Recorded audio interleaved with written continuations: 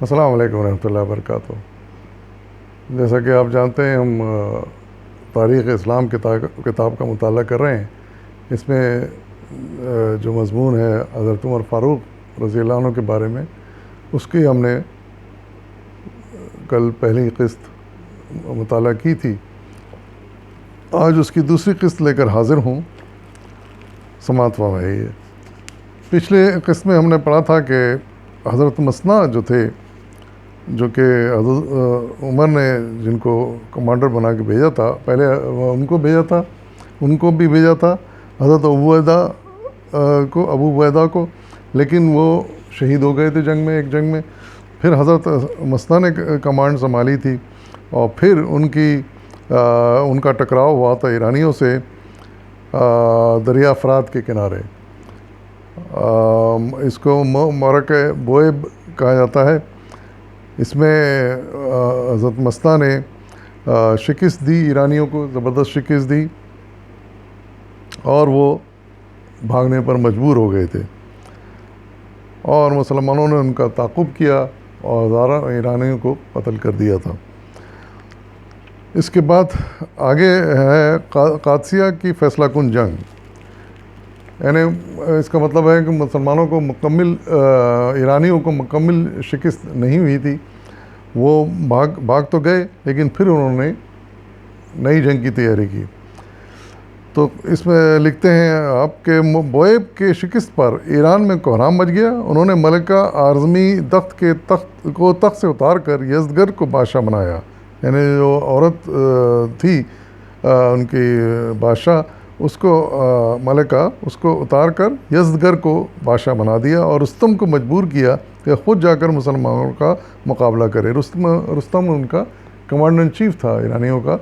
تو پھر یزدگرد نے کیا کیا کہ رستم کو مسلمانوں کا مقابلہ کرنے کے لیے بھیجا۔ اس سے پہلے دوسرے کمانڈر جاتے رہے، ناکام ہوئے، اب رستم کو کہا گیا کہ وہ خود جائے اور مقابلہ کرے۔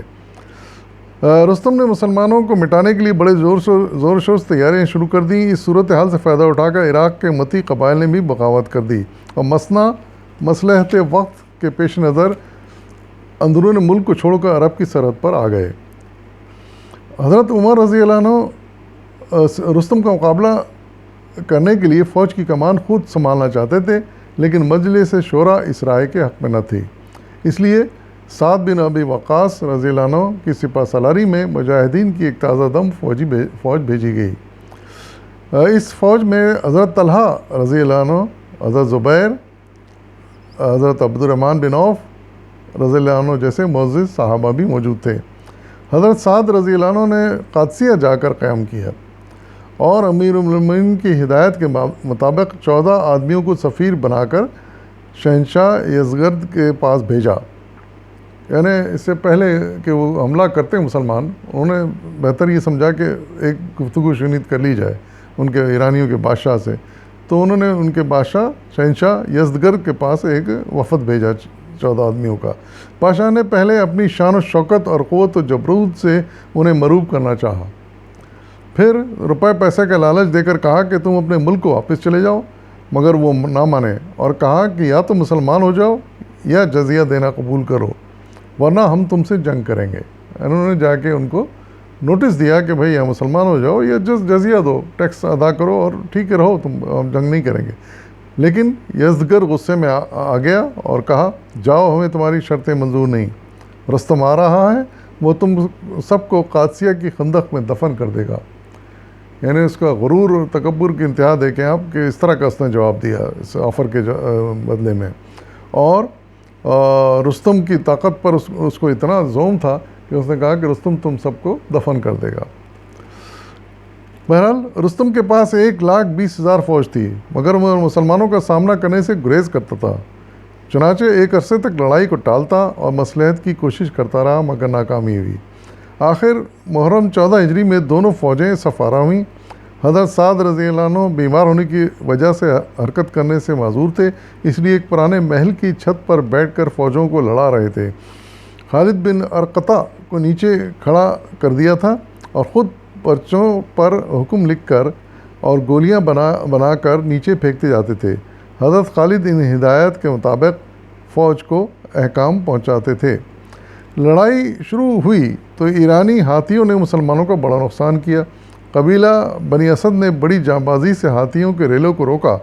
لڑائی جاری تھی کہ رات ہو گئی، دونوں فوجیں اپنے اپنے کیمپوں میں واپس آ گئیں۔ وہ اس روز بظاہر ایرانی غالب نظر آئے، یعنی پہلے دن ایرانیوں کا غلبہ نظر آیا جنگ میں، پھر شام ہو گئی، وہ اپنے اپنے کیمپوں میں چلے گئے۔ دوسرے دن عربوں نے بھی اونٹوں کو کالے برقعے پہنا کر ہیبتناک بنا دیا، یعنی ایک ترکیب سوجی مسلمانوں کو کہ انہوں نے کیا کیا ہے کہ اونٹوں کو کالے کالے برقعے یعنی چادریں، کالی چادریں ان کو اڑا دیں، جس سے وہ بڑے بھیانک لگنے لگے۔ اونٹ بڑے اونچے اونچے اور کالے چادر پہنے تو ایرانی گھوڑے جس سے بدکنے لگے، یعنی گھوڑے بدکنے لگے ایرانیوں کے۔ آدھی رات تک جنگ جاری رہی۔ اس روز مسلمانوں کا پلہ بھاری رہا، یعنی دوسرے دن اس طرح مسلمانوں کا پلہ بھاری رہا۔ ایک تو گھوڑے ان کے بھاگنے لگے، اور پھر یہ کہ ان کو مدد بھی نہیں ملی ہاتھیوں سے اور گھوڑوں سے۔ تیسرے دن مسلمانوں نے ہاتھیوں پر اس بے جگری سے حملہ کیا کہ وہ بدحواس ہو کر اپنی ہی فوجوں کو رونتے ہوئے بھاگ نکلے۔ اب مسلمانوں نے ایرانیوں کو خوب دبایا، رات بھر جنگ ہوتی رہی۔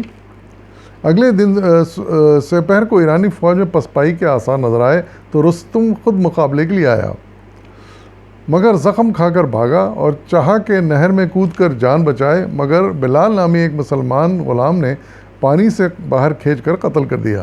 ایرانیوں کو شکست فاش ہوئی اور ان کے 30,000 آدمی میدان جنگ میں کام آئے۔ یہ حال تھا اس جنگ کا جس کا نام تھا جو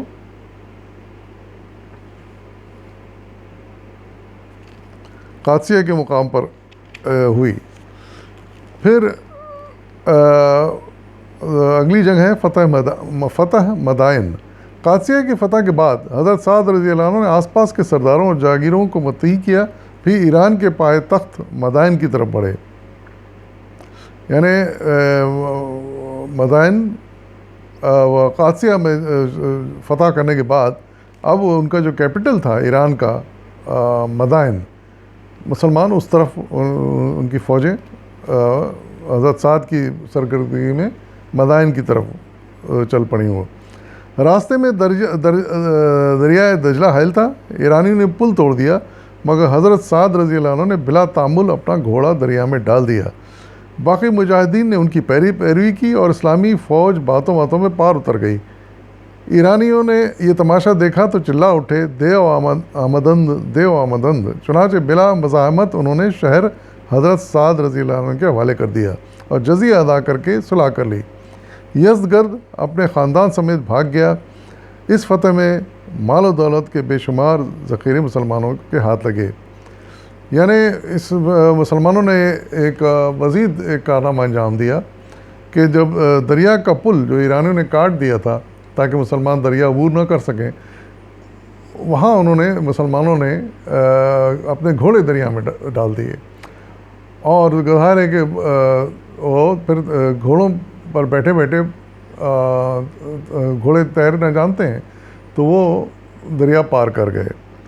اور جب ایرانیوں نے دیکھا کہ وہ گھوڑوں سمیت دریا پار کر کے آ رہے ہیں تو وہ گھبرا گئے اور دیو آمدند یعنی دیو آ رہے ہیں کر شور مچاتے ہوئے وہ وہاں سے بھاگ نکلے۔ ان کو یقین نہیں آیا کہ اس طرح بھی ہو سکتا ہے، لیکن مسلمانوں نے یہ کام کر دکھایا۔ وہ جو ایک مصرع بھی آتا ہے کسی شاعر کا کہ دشت و دشت دریا بھی نہ چھوڑے ہم نے، بحر ظلمات میں دوڑا دیے گھوڑے ہم نے، وہ شعر اسی موقع کی مناسبت سے کہا گیا ہے۔ تو بہرحال مدائن اس طرح فتح ہو گیا جو کہ کیپٹل تھا، بے شمار دولت مال و دولت مسلمانوں کے ہاتھ آئی، اور جو ان کا بادشاہ تھا یزدگرد وہ اپنے خاندان سمیت وہاں سے بھاگ گیا، اور اس طرح مسلمانوں کو شاندار فتح ایران میں حاصل ہوئی۔ جنگ جلولہ۔ ایرانیوں کی ہزیمت خوردہ فوج اب جلولہ کے قلعے میں پناہ گزین ہوئی اور خندق وغیرہ کھود کر اپنی حفاظت کے انتظامات مکمل کر لیے۔ حضرت سعد رضی اللہ عنہ نے ان کا مقابلہ کرنے کے لیے ہاشم بن عتبہ کو بھیجا، جنہوں نے کئی مہینوں کے محاصرے کے بعد قلعے کو تسخیر کر لیا اور وہاں سے الغار کر کے حلوان پر بھی قبضہ جما لیا۔ یعنی وہاں سے بھاگ کر اپنے کیپٹل سے وہ ایک جگہ پناہ گزین ہوئے جس کا نام جلولہ تھا. وہاں انہوں نے خندق وغیرہ اپنی حفاظت کے لیے کھود دی، لیکن وہاں بھی حضرت سعد رضی اللہ تعالیٰ نے ہاشم بن عتبہ کو بھیجا اور ان کو وہاں سے بھی مار بھگایا. خوزستان کی فتوحات. عراق پر قبضہ کرنے کے بعد مسلمانوں نے وہاں ایک نیا شہر بصرہ آباد کر کے ابو موسیٰ اشعری کو اس کا حاکم مقرر کر دیا. یہ جو علاقہ فتح ہو گئے تھے، یہ سارے علاقے عراق میں شامل تھے. اس زمانے میں عراق، جیسے ہم پہلے بھی پڑھ چکے ہیں، کہ وہ ایران کے زیر اثر تھا. تو جب اس پر قبضہ ہو گیا مسلمانوں کا پوری طرح، تو پھر انہوں نے حضرت ابو موسیٰ اشعری کو وہاں کا حاکم بنا دیا. ابو موسیٰ نے پے در پہ حملے کر کے اہواز اور وسوس کو اور سوس کو متی کیا. یعنی ابو موسیٰ بھی آرام سے نہیں بیٹھے، اور انہوں نے بھی مزید علاقے فتح کر لیے، جس میں سے ایک کا نام اہواز اور دوسرے کا سوس تھا. یہ دیکھ کر یزدگرد نے ہرمزان کو ایک لشکر جرار کے ساتھ مسلمانوں کے مقابلے کو بھیجا. یعنی یزدگرد جو دوسری جگہوں پر جا کے جس نے پناہ لے لی تھی، اس نے پھر لشکر جمع کیا ایرانیوں کا اور مسلمانوں سے مقابلے کے لیے بھیجا، مگر ابو موسیٰ کے سامنے اس کی کوئی پیش نہ گئی، اور اس شرط پر شہر والے کر دیا کہ اسے حضرت عمر رضی اللہ عنہ کے پاس بھیج دیا جائے. ہرمزان نے دربار خلافت میں پہنچ کر اسلام قبول کر لیا اور تمام خوزستان مسلمانوں کے قبضے میں آ گیا. تو لیکن وہاں یعنی اس مقام پر بھی جہاں انہوں نے پناہ لی تھی، وہاں بھی اس کو پناہ نہ مل سکی، اور وہ اس کو شکست فاش ہوئی مسلمانوں کے ہاتھوں، اور آخرکار یزدگرد جو تھا اس نے وہ شہر پورا مسلمانوں کے حوالے کر دیا. اور ان کا جو سپہ سالار تھا ہرمزان، وہ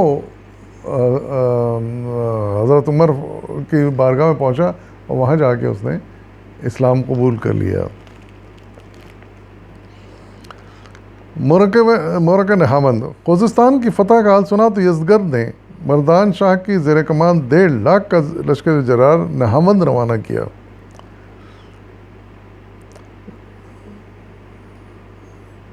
تو پھر اس نے ایک مرتبہ پھر فوجیں اکٹھی کی نہاوند کے مقام پر، اور وہ فوجیں نہاوند کے مقام کی طرف روانہ ہوئیں، جس کی تعداد 1.5 لاکھ کی تھی. حضرت عمر رضی اللہ عنہ نے مقابلہ کرنے کے لیے خود میدان میں آنے کی جنگ میں آنے کی ٹھانی، مگر صحابہ کی مخالفت کی وجہ سے ارادہ ترک کیا اور نعمان بن مقرن کو سپہ سالار بنا کر بھیجا. تو اس جنگ میں بھی حضرت عمر خود قیادت کرنا چاہتے تھے، لیکن مسلمانوں نے رائے دی کہ آپ نہ جائیں. تو پھر نعمان بن مقرن کو سپہ سالار بنا کر بھیجا گیا. مسلمانوں نے مردان شاہ کے پاس سفارت بھیج کر مصالحت کی کوشش کی، مگر ناکامی ہوئی. آخر بڑی خونریز جنگ ہوئی جس میں مسلمان فتح مند ہوئے، مگر حضرت نعمان رضی اللہ عنہ بہادری سے لڑتے ہوئے شہید ہوئے. اس لڑائی نے ایرانیوں کی کمر ہمت توڑ دی، اور پھر وہ کہیں بھی مسلمانوں کے مقابلے میں ٹھہر نہ سکے. یعنی یہ آخری لڑائی تھی جس کے بعد پھر ایرانی حوصلہ ہار گئے اور انہیں شکست تسلیم کر لی. اس کے بعد ایران پر عام لشکر کشی ہوئی، اور تھوڑی عرصے میں اسلامی فوج نے ہمدان، رے، تبرستان، آذربائیجان، آرمینیا، فارس، کرمان، سیستان اور مکران کے علاقے فتح کر لیے. اندازہ لگے کہ کتنے علاقے ان کے ایرانیوں کے قبضے میں تھے، کتنے بڑے علاقے پر ان کی حکومت تھی، اور اسی لیے وہ ایک سپر پاور کہلاتی تھی اس زمانے کی. لیکن یہ سب مسلمانوں نے نہایت بہادری اور جرات کے ساتھ اور مستقل مزاجی کے ساتھ اس سب ایک ایک کر کے سارے علاقے فتح کر لیے، اور تقریباً پورے ایران اور عراق پر مسلمانوں کا قبضہ ہو گیا. ان ایام میں شہنشاہ یزدگرد خراسان میں مقیم تھا. حضرت احنف بن قیس نے مرو کے مقام پر اسے شکست دے کر بھگا دیا. پھر آخری ایک مختصر جنگ مرو کے مقام پر ہوئی، لیکن وہاں سے وہ بھاگ گیا اور خراسان مسلمانوں کے قبضے میں آ گیا. یزدگرد نے اب خاقان چین کے پاس جا کر پناہ لی. یعنی شکست کھا کر ایران پہ چھوڑ دیا اس نے، کیونکہ مسلمانوں کا قبضہ ہو چکا تھا. اس نے شہنشاہ چین کے پاس جا کر پناہ لے لی اور وہاں اپنی جان بچائی. پھر اگلی قسط انشاءاللہ بعد میں، فی امان اللہ.